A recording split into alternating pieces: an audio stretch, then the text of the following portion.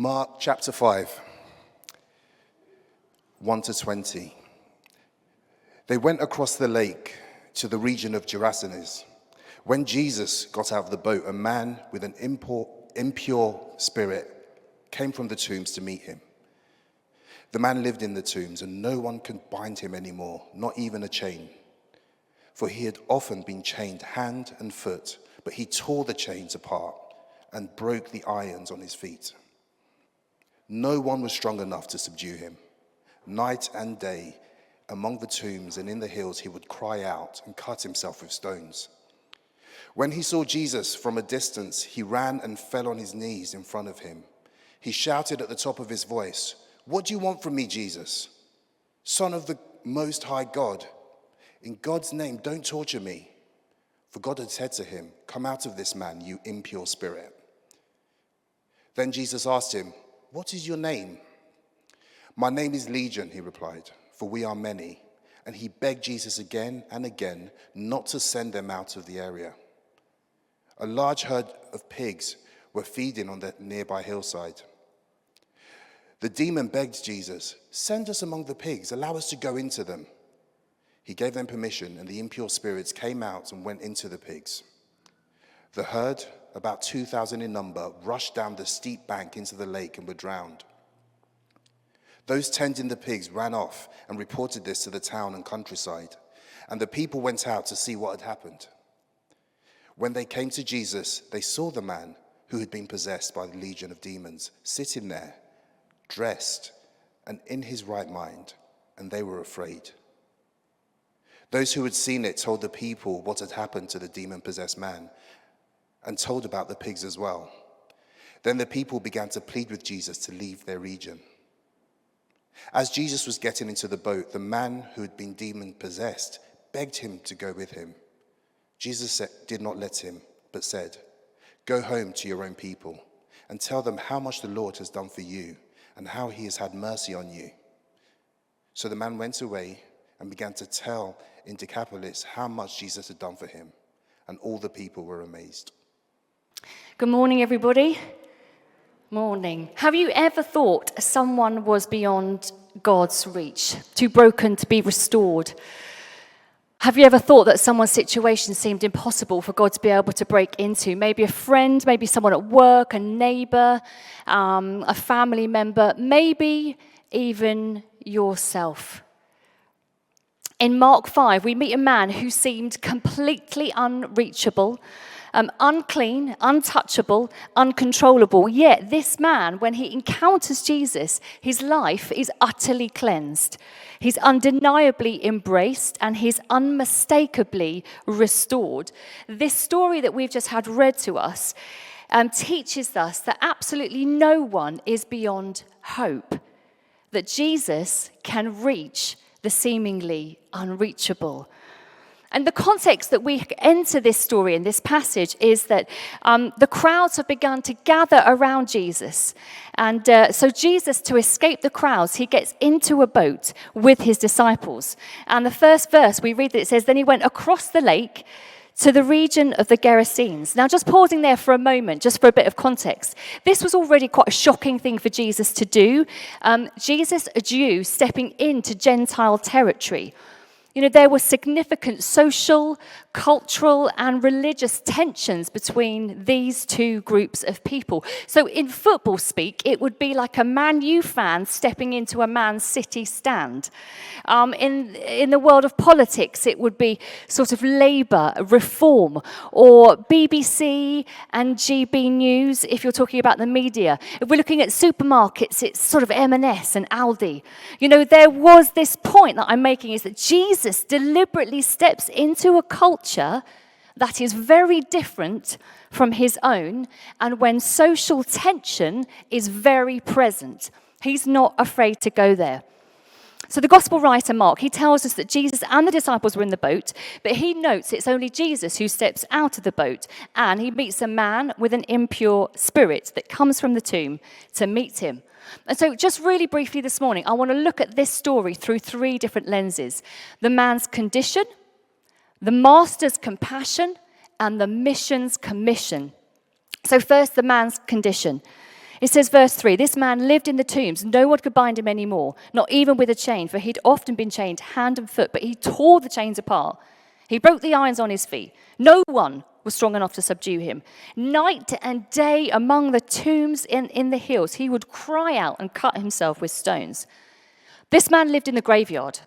You know, the tombs were considered unclean. He'd been cut off from his whole community. He was totally isolated. We know that he was naked and that he used to live in a home. And we know that not because Mark's gospel says it, but because actually if you read the same story in Luke, he gives us a little bit more detail about who this man is. We're told that he has supernatural strength and that there were these unsuccessful attempts to keep him chained. He was self-destructive. He was in this deep emotional pain, crying out day and night. He's as unclean as you can get, physically, spiritually, socially. So for all intents and purposes, this man is dead. Like, this is the man's condition. Secondly, the master's compassion. Jesus, the master, he's not afraid or intimidated by this guy. He's not overwhelmed by this man's circumstances. The man runs to Jesus and he falls at his feet. And the demons inside him, they cry out, Jesus, Son of the Most High God. So we see here that the demon's theology is spot on. We know further on in the New Testament, it talks about, that even demons know his name, but it doesn't mean to say that they follow him. So the theology is right, but their heart certainly isn't. I don't believe that this is a confession of acknowledging that Jesus is the Christ. Now, in that culture, names are significant. They have meaning. There's identity in a name. And so using someone's name, their full name, can either be a mark of respect, sort of dignity, or it's a challenge, an attempt to sort of assert dominance over them. So, for example, we've had friends come here and speak. So we've had Amy or Ewing come here and speak. Now, I just call her Amy because she's my friend. But when I introduce her to you, I say, this is Dr. Amy or Ewing. Or our friend Paul Cowley. Again, when he's come and spoken here, I would introduce him to you and just say, this is Reverend Paul Cowley, MBE. That's like a sign of respect, acknowledging who he is. But actually, I just call him Paul. But another example might be when a teacher uses your full name, it's got quite a different meaning. So my maiden name, before I was married, was Trotter. Layzell's nicer, isn't it? Sorry, Mum and Dad. But, I knew that I was in trouble by my teachers if they just said, Miss Emily Trotter. There's not a mark of respect. What they're trying to do is they're trying to assert their authority. They're trying to call me up on something. Not that that happened very often, of course, you understand. So in the context that it determines this interaction, it determines whether this is a mark of respect or whether it's a power play. And this is what is going on here. This is what the demons are trying to do in Jesus' instance. Then Jesus asked them, what is your name? My name is Legion, he replied, for we are many. And he begged Jesus again and again not to send them out of the area. So for those who were listening to the Gentile audience for who were reading this book, Mark's Gospel, the name Legion would have conjured up images of Romans. That they were the dominant political power of the day. So this man had a legion of demons. What he's saying is we are an overwhelming force. And yet, even in an overwhelming force, Jesus asserts his authority over the demon. Jesus did what no one else could do. No one in the community could do. They couldn't bind this evil. They couldn't mask it. But Jesus can, and he does. That's what he does. Even those who seemed like this overwhelming evil force, Jesus has the authority to be above it. Verse 11 and 13, it says, a large herd of pigs were feeding on the nearby hillside. The demons begged Jesus, send us among the pigs. Allow us to go into them. And he gave them permission. And the impure spirits came out and went into the pigs. The herd, about 2,000 in number, rushed down the steep bank and into the lake and were drowned. The pigs, as we read this story, are another clue that we're in Gentile territory because pigs were considered to be unclean to Jews. Then what happens to the pigs tells us two things. First, the enemy's agenda. John 10, verse 10 says, Jesus said, the thief comes to steal, to kill, and destroy. The enemy's intention was to inflict destruction on the man. And so we see that because when it enters the pigs, that's what happens. They rush into the sea. And as you know, the sea in the Bible is symbolic of chaos and disorder and darkness. So the second thing that the pig incident tells us is that the man is of infinitely more worth than the pigs. You've got 2,000 pigs lost and one man saved. To Jesus, one life is more than an entire herd, more than the town's economy. People matter more than possessions. Dignity matters more than profit. In verse 14, we pick it up again. Those tending the pigs ran off and reported this in the town and countryside. The people went out to see what had happened. When they came to Jesus, they saw the man who'd been possessed by the legion of demons sitting there, dressed and in his right mind, and they were afraid. Those who'd seen it told the people what had happened to the demon-possessed man and told about the pigs as well. Then the people began to plead with Jesus to leave their region. This man, looking completely unreachable, is there sitting now in his right mind, clothed, dressed. It's the master's compassion that moves Jesus to leave a crowd on the other side of the lake who were eager to hear what Jesus was saying. So they were really keen. So what Jesus does is he leaves them, he gets into a boat. We read this through the chapter before in chapter 4. He gets into a boat and he endures a storm. There's a storm that comes up which he then calms to approach another storm in the form of this man's life. So it's quite strange, isn't it, that you've got people who want to hear about Jesus and yet he leaves them.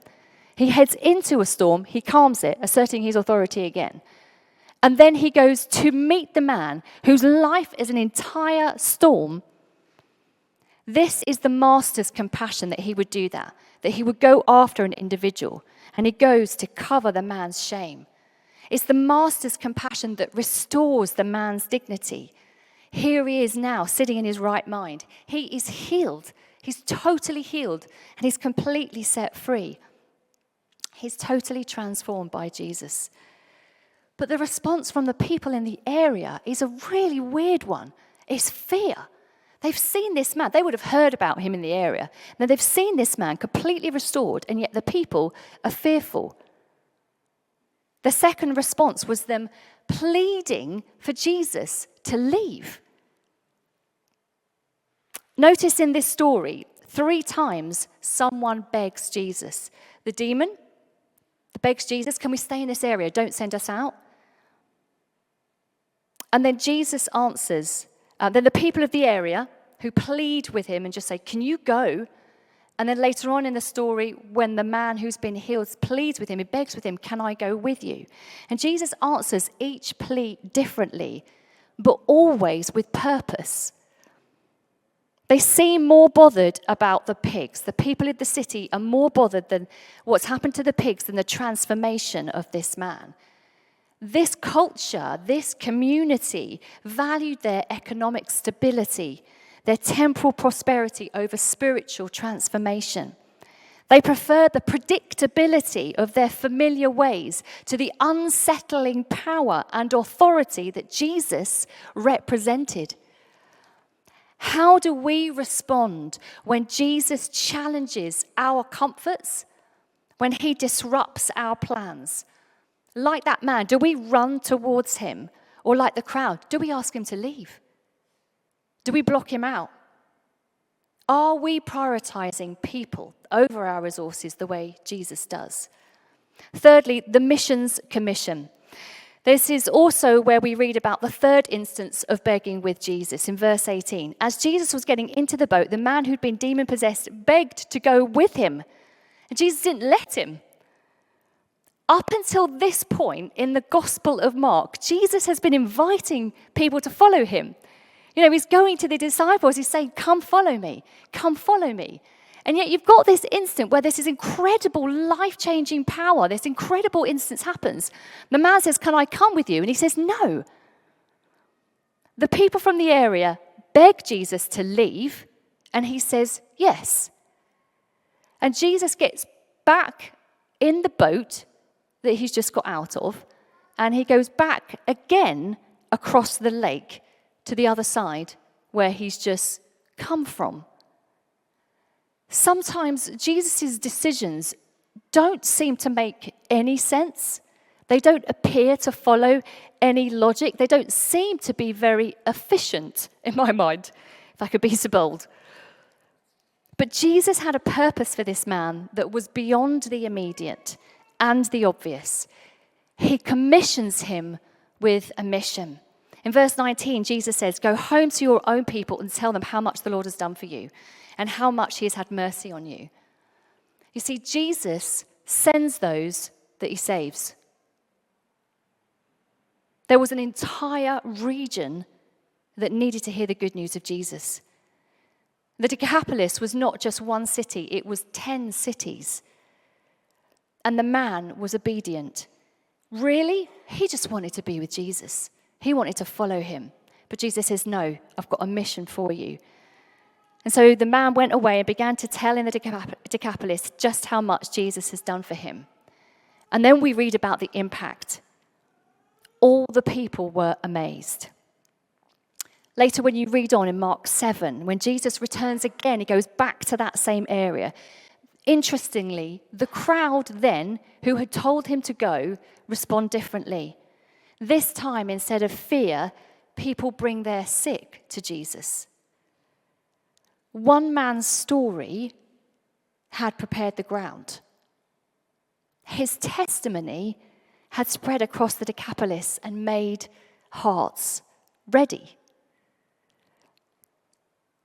Never underestimate the ripple effect of sharing your story. Who in your life seems unreachable? Who could you share your story with? Who could you invite to Alpha on the 1st of October? I find those stats that Jack was sharing really inspiring and encouraging, actually.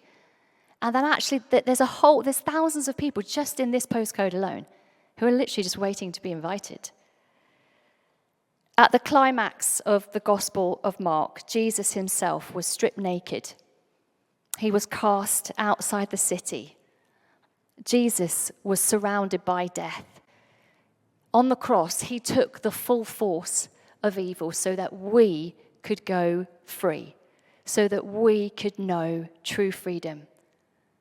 No one is beyond his reach.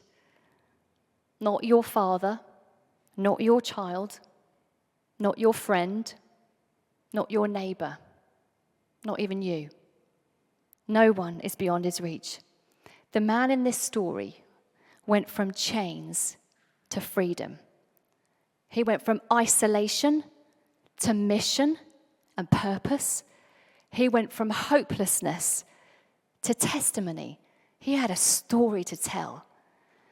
And Jesus can do the same today because he is the Lord with authority to break every single chain. The master with the compassion on the most broken, and the Savior who sends us to share our story. And that's what we want to pray for today, that our eyes will be awakened to who he is, the fullness of who he is, what he's done for us, what he's calling us to, and who he's calling us to. In Jesus' name, amen.